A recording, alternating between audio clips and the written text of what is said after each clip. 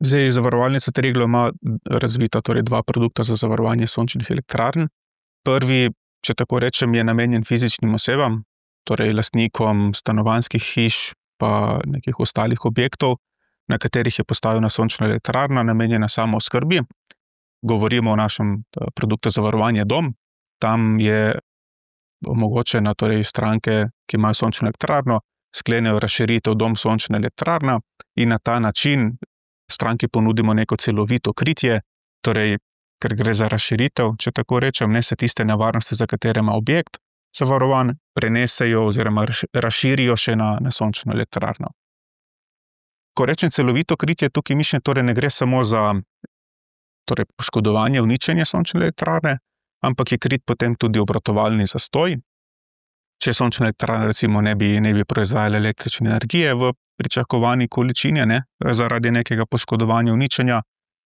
Prav tako pa ima potem krito odtujitev elementov sončne elektrarne ter odgovornost iz posesti in uporabe sončne elektrarne.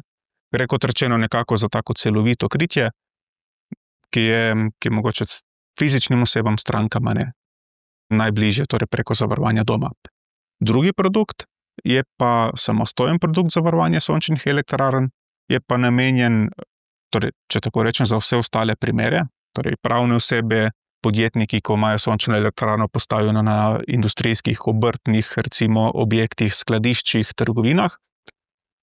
Ta je pa narejen kot zloženka, torej stranka izbere, katera kritja potrebuje in potem lahko s sklepalcem potem ta kritja tudi dogovorijo. Je pa sestavljeno na ta način, torej da izbira med požarnimi nevarnosti, vključno z razširitvijo za potres, strojolomom, torej strojolomnim zavarovanjem, obratovalnimi zastoji zaradi požara, recimo potresa, strojoloma, lomskim zavarovanjem ter zavarovanjem odgovornosti in posesti uporabe.